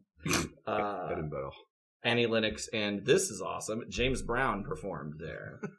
So yeah, Brian, we were roommates at the time. I remember, speaking of the pool at Bradford Park, listening to the broadcast of the Live 8 on XM radio down at the pool. I still have that XM radio in my basement. Really? Yeah. So that is music. Caleb. Sports. Why? Let's talk about the sports of 2005. Why don't we? When Aaron told me what topics I had to talk about, I got sports, and Aaron suggested I talk about the 2005 Olympics. It was just a suggestion. Yeah, well, unfortunately, there were no Winter or Summer Olympics that year. What? No, there was no Olympics that year. It's only every 4 years. Yeah. Why did it come up on a list of things that happened in 2000? You're right. It's an odd year. Yeah. So why don't you cover? I like the idea that maybe you just sent him on a fool's errand. Well, fuck the peoplehistory.com, where for all I know, everything I took from this website is wrong. Google right now. Katrina definitely happened. Right now, Google Greece Summer Olympics. 2004. Okay. All right. So, But there was probably a lot of great sporting things that happened. There was one in particular that I want to talk about. Mm-hmm. And I would say it's of equal importance, if not more important than the Summer Olympics. And that would be in August 21st of 2005 in Washington, D.C. There was the WWE SummerSlam. What? Okay. And we're talking about a huge matchup. You had Hulk Hogan. Mm-hmm. He was he Hollywood Hogan at this point? No, he was past that. Actually, he was past his prime. He was 52 at the time. Jesus Christ! And he wrestled Shawn Michaels, who was 40. And it was there's different lineups, different matches here, mm-hmm. but that was the main draw. Hulk Hogan won that one. You had Batista versus John Layfield. Batista, we all know from Guardians of the Galaxy. Yep. And Blade Runner 2, The Legend of Curly's Gold. They were settling a feud. No, wait. They were not settling a feud. Hulk Hogan and Shawn Michaels settled a feud. Batista and John were fighting for the World Heavyweight Champion belt, which Batista won. You also had Chris Jericho fighting our man John Cena from the Bumblebee movie. Wow. WWE Champion belt. John Cena won that. Mm-hmm. It's interesting what they're fighting for. Like, you've got the World Heavyweight Championship belt. You've got the WWE Championship belt. Here's an interesting one. You got Rey Mysterio versus Eddie Guerrero. The winner of that fight gained the custody of Rey Mysterio's child. Stupid. It's so stupid. Thankfully, Rey Mysterio won that and got to keep his own child. It's like there were wrestling matches where, and this is very gross and sexist, but like the winner would over the win woman. The woman of the wife or whatever. Like Miss Elizabeth. Yes. Like Miss Elizabeth. That was my terrible. Red Fox. That was good. Well, yeah, that would be awesome to see Red Fox fight Macho Man Randy Savage. I'm coming, Elizabeth. For their own version of Miss Elizabeth. That's right. That's awesome. You had the Undertaker versus Randy Orton. Undertaker, interesting guy. His name's Mark Calloway. 6'10". Jesus 309 Christ. pounds. He'd need a big coffin. Is enormous. He never put him as the Undertaker. Though he would come out of coffins, I think sometimes. He was undead. Hulk Hogan's 6'7" or something like that. They're big men. They're enormous. But anyway, another interesting fight that I want to talk about is Eugene versus Kurt Angle. Then they were fighting over. Kurt was trying to win back the Olympic gold medal that originally belonged to him. Oh my God! God. Kurt Angle, in real life, was a freestyle wrestler, won the freestyle wrestling gold medal at the 1996 Summer Olympics. I like the idea of a freestyle wrestler being someone who just grabs somebody off the street and wrestles them. Yeah, I think that's interesting as well. Okay. Fuck you. So Kurt Angle signed with WWF, now known as WWE, in '98. He, after getting in real life, sorry if I'm breaking kayfabe here, won a gold medal and then signed up in '98 to join WWE. He's the only pro wrestler in history to win the WWE Championship, the WWE World Heavyweight Championship, the TNA World Heavyweight Championship, the IGF IWGP Heavyweight Championship. I don't know what that means. King of the Ring, King of the Mountain, and the WWE and TNA Triple Crown. John Cena has said of Angle, he is, without question, the most gifted all-around performer we have ever had step into a ring. There will never be another like him. And also of note, he does been in some films. One that I think we should all watch. In 2013, he was in a horror film called Pro Wrestlers vs. Zombies. He portrays himself as both a human and a zombie in the movie. What? All right. And that's what I have about sports.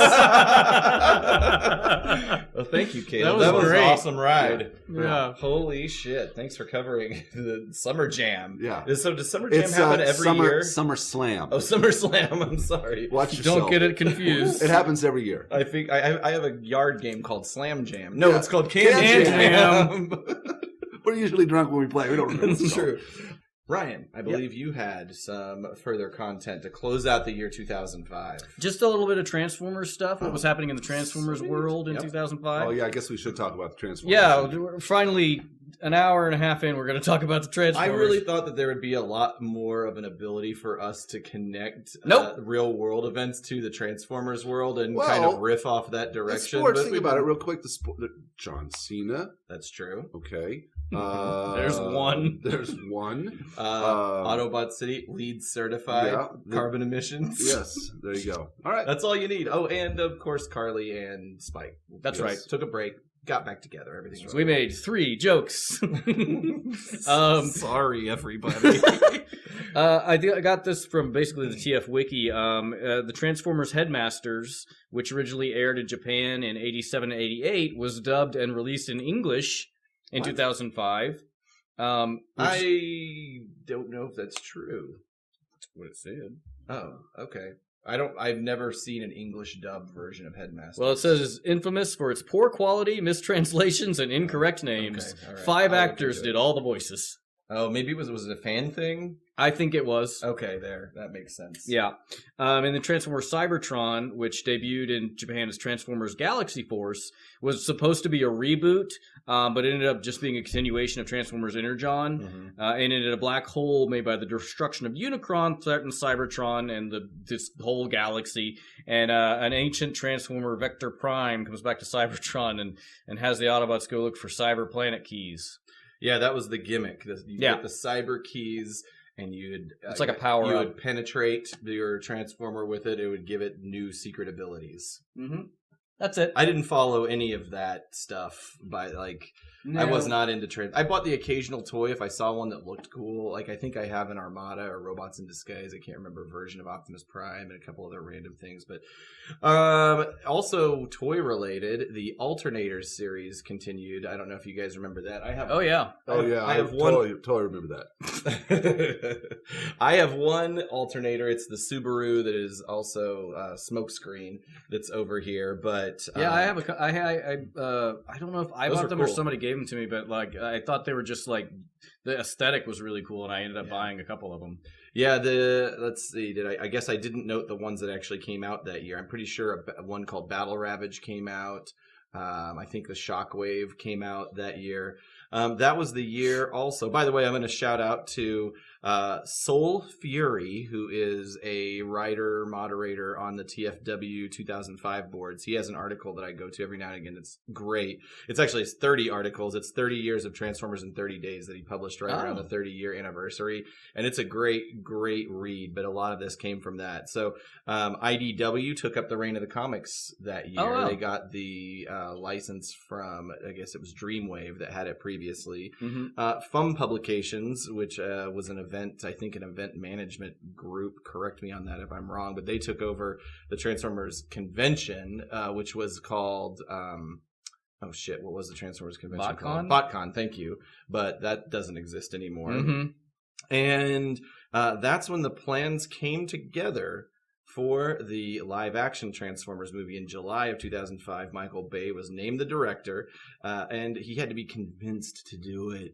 Steven Spielberg had to get with him and really sell it on him and say, Thanks, look, Steve. Hey, look, Michael, let me put it to you this way. Just think of it as a story about a boy in his car who happens to be a giant alien robot. And that pitch was all Michael Bay needed to say, I'm going to make a shit ton of money on this fuck shit. And that's what he did. And the launch date was set for summer of 2007.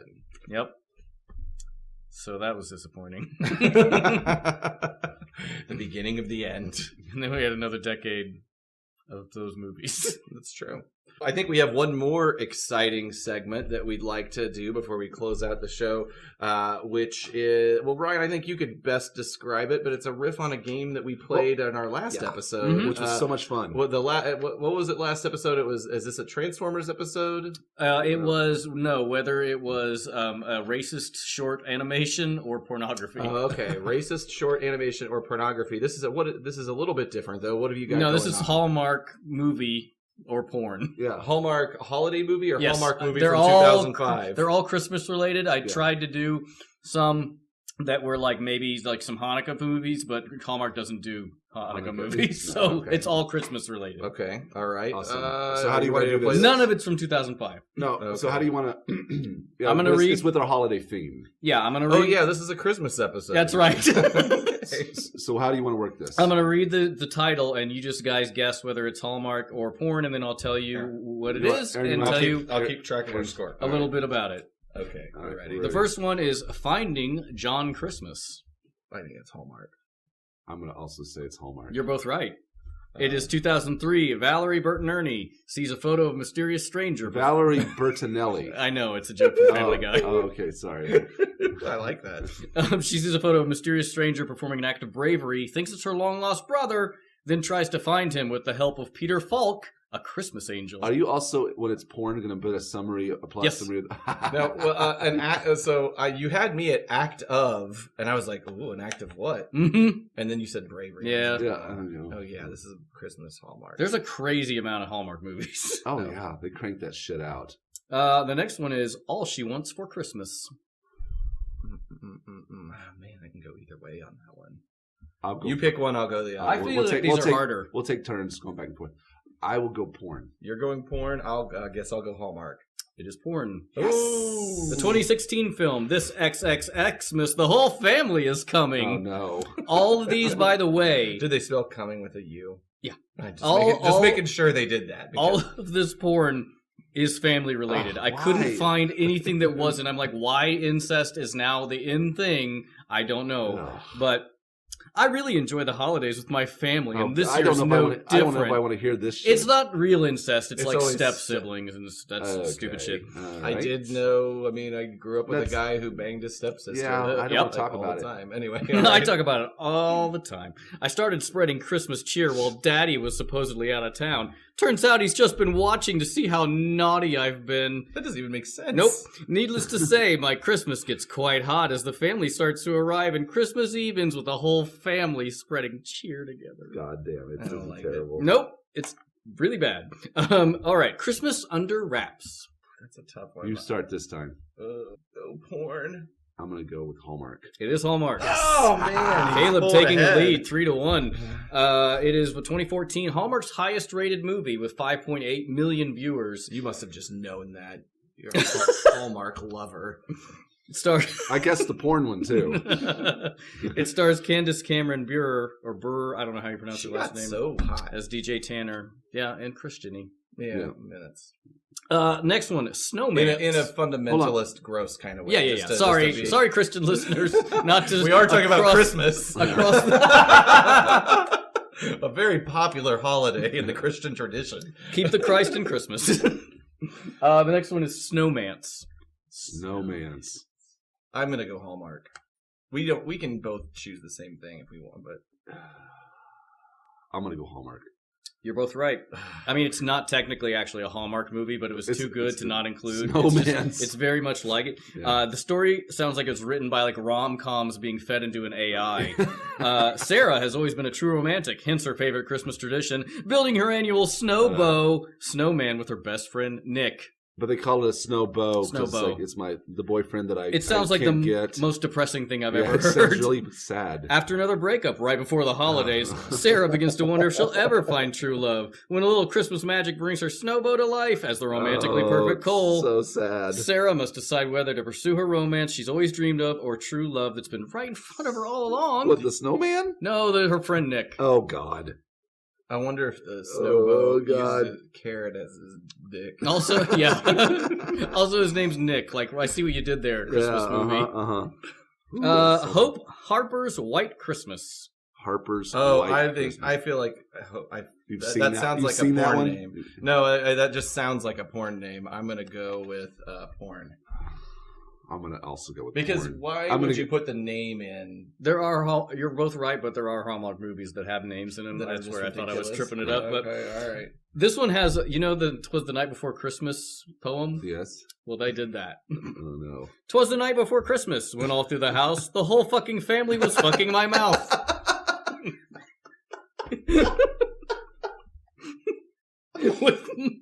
I haven't read all of this because it was getting so good. No. With mommy not around, and I don't really care, daddy was fucking me and pulling my hair. No. When out in the cold I heard such a clatter, I got off of dad's cock to see what was the matter, and what to my cum-covered eyes could appear but a rusty old sleigh and 8 fucking reindeer.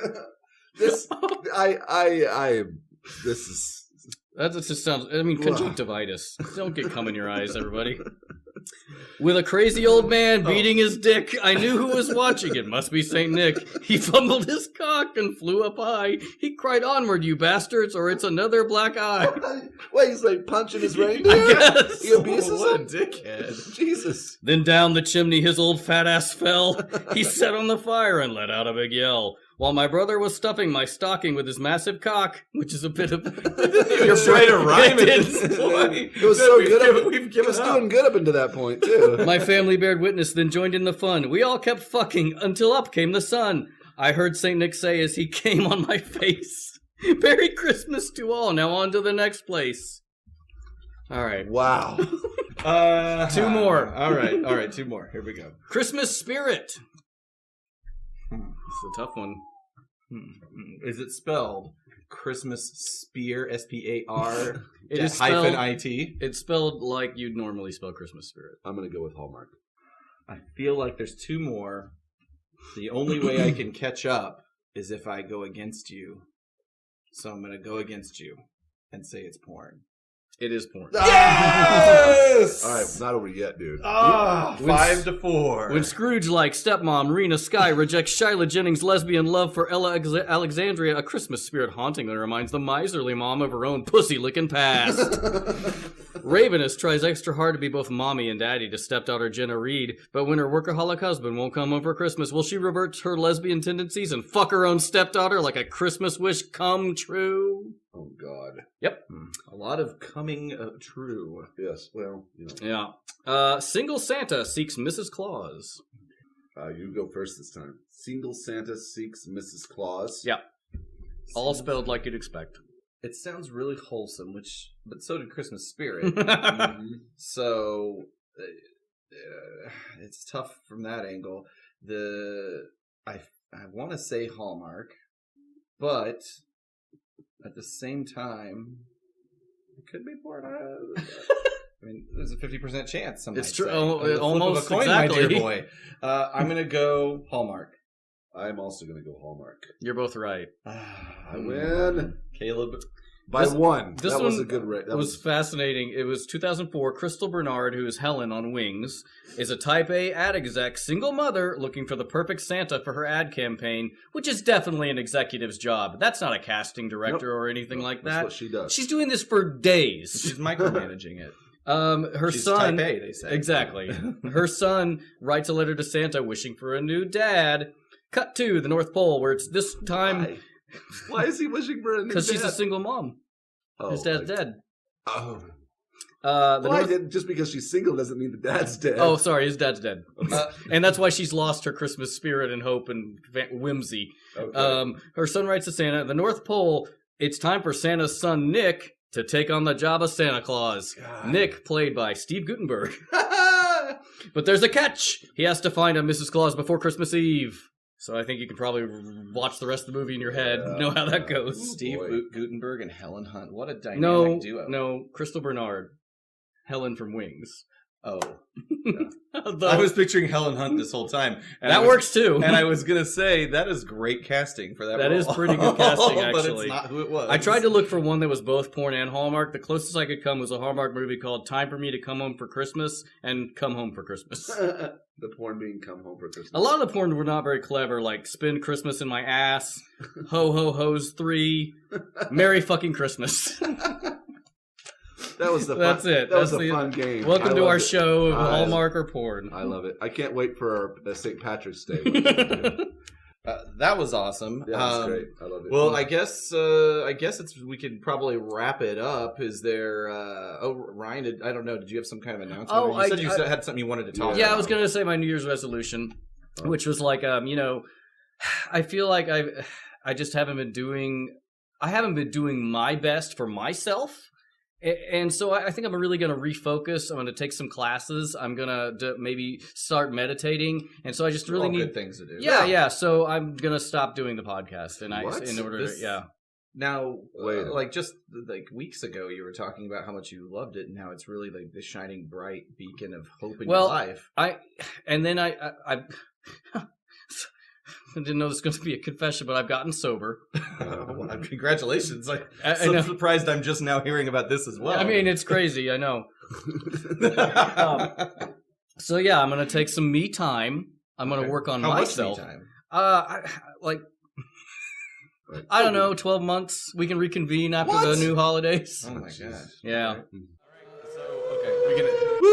Oh, no! Wait a minute. Whoa, the ghost. Hi, guys! A greenish sort of hue of smoke just appeared in the room with the smell of cannabis, I believe, and peppermint. Holidays! Hi, long time no see. Hi, are you guys having a good Christmas and Happy Boo Year? That's on brand. It's been great. Yeah. I brought you something for the holidays. Brought you a plate of cookies. Oh, thank you. Are these special cookies? Are they the kind that make you laugh? Eat some cookies. Okay, I'll have some. That's good. Crunch. I'm traveling around bringing good cheer and doing good deeds, so I can get out of limbo and finally cross over to Gangster's Paradise. Yeah, Gangster's Paradise. Tupac and Biggie are there. You can paddle around a blunt canoe on the THC. That sounds amazing. I'm talking high. By the way, how you guys feeling? I'm feeling a little weird. I got a tingle. Those cookies have enough weed to make the Dalai Lama slap his mama. Oh my God. You guys feeling weird? Feeling pretty kooky. Yeah. Ryan, I hear that you're trying to do something constructive. Yeah, I was gonna, work on myself, try to get to better at things.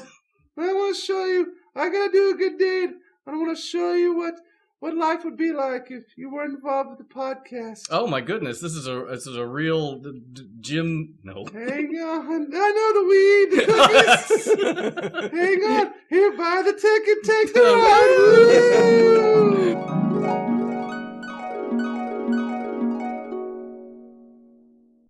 Next up, of course, is our fan favorite, and honestly, I'm just going to say personal favorite segment of the show that we do every week, and that is, of course, Good Morning Seibertron. Yeah, with Mike Seibert. Yeah, all right, I love it. Hot cocoa, my favorite. Ooh, burned my tongue.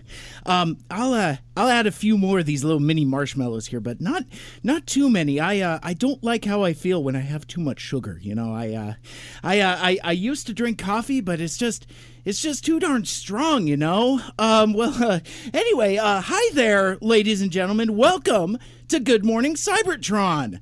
Kind of like, hey. So come on in. Put your clothes on. Put more clothes on. It's cold out there. You want to bundle up, layers. Get your snow pants and get your scarves out. Get your gloves out. None of those naughty bits though. Keep all that stuff put away because gosh, golly. Yeah, it's you might even say it's cold outside, but we don't talk about that much around here. No innuendo here. Everything's always consensual, just clean, wholesome family fun. And I love how wholesome this show is. I know, it's my favorite. Isn't it wonderful? I just like to listen, I just like to enjoy people talking about their problems and their stories. And hey, Mike, I just want to say, yes. I know I say this every week, but I really love how positive, uplifting, and most of all, safe your show is. Absolutely. This is the safest of the safe spaces. It's a scary world out there. There was that time that I almost went to Chicago for that Transformers convention, but that was just a little too scary because it's a rough world out there, and I just had to stay home and bundle in, and maybe I missed out on some of those experiences, but probably not because I just gotta stay safe, bundled up by the fire, and with all the little ones around, and just having all this great family friendly fun. We were watching Ellen earlier, and she's wonderful. I just love her dancing so much. It just fills me with delight.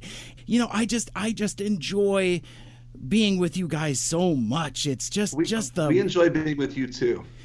We really. Friendship is like a warm hug. Well, we're sending hugs to you, Mike, and we were looking forward to the segment next week. And anyway, thanks for everything that you do and contribute to this show. And I can't imagine a world without you being a part of this show, and I can't imagine that there's any other just person in the entire world that could take your place and that really could make this show any better than it is. And you're the best, man. All O's coming at you. No X's though, because that's a little too naughty. That's a little too risque. I mean, but thank you guys so very much. It warms me. It makes me so warm, just like this delicious hot cocoa. Yeah. Oh, still a little hot. I maybe need to add some more marshmallows. But thank you so much as always for checking out Good Morning Seibertron. And as I sign off, I want to remind you, help control the pet population. Have your Sharkticon spayed or neutered. That's right. Yeah. And of course, make good choices, because some things are just universal no matter what timeline you're in. That's true. All right. God, so that was uplifting. Mike. So, Aaron, back to you. I mean, what do you think? Transformers.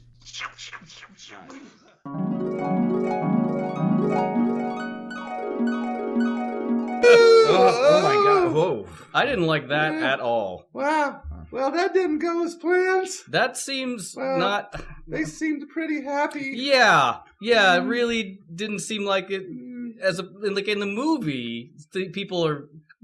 Which also in that movie, It's a Wonderful Life, is there an alternate universe where all these people are in like a shit show? Like, that's terrible. But that's what this seems like, is the opposite, is that everybody's happier. Yeah, that looked like a lot better program. Yeah, it really did. And a lot more fun to record. Yeah. Does anybody want any more cookies? I'll not have any. So did you learn anything? I mean, I guess nothing that I do matters, and so I'm going to stay here and make everything terrible for everybody else. Oh, good. Yeah. Oh, good. So you are gonna stick around to the podcast? Yeah, I think I'll why try? Why hope for anything, really? Okay, cool. Oh! You hear that? I do. What is that? Well, every time ODB screams, a gangster smokes some weed. I did it, guys. Gangster's paradise, here I come. He got his wings. I'm gonna send him to the cloud of Kush. Puff, puff, poof. Puff, puff, poo, everyone. Huh. Well, I get he's gone. Yeah. I'm assuming we'll never see him again, or maybe we will. I don't know if he I don't know if realizes you that was Busta Rhymes, not ODB. But I don't know if that really matters to the getting in through the gates of heaven. Yeah, that was weird. Holy cow. Well, what an adventure. What a wonderful Christmas. Yeah, absolutely. Well, guys, I think we have to close it out on that. This has been a 2-hour podcast. Indeed. And with that, Ryan, what's coming up? We've closed out the script deviations. There's one more. There's one more, and that's happening after this? After this one drops. Okay, yeah. all right. This one drops on, I think, the 7th, and then the next one will be the last script deviation, and then, who knows what our next episode will be. Well, in the spirit of milking our content, old content to the very last drop, we recently received the video from the TFCon program, so I'm going to spend some time editing that. We'll work together on that.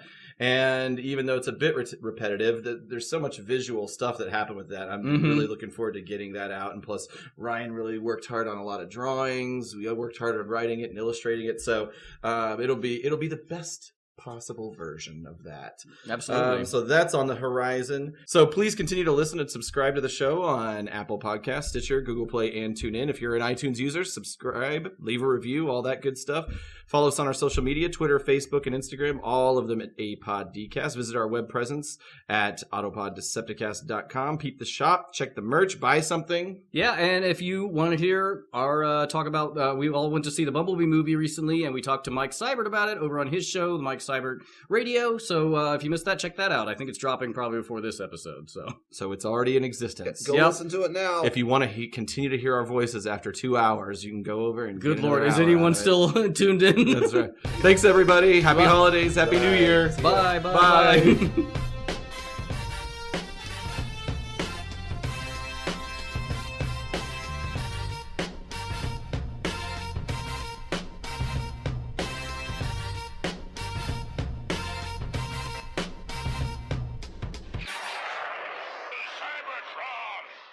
Blow cells, where we sell good.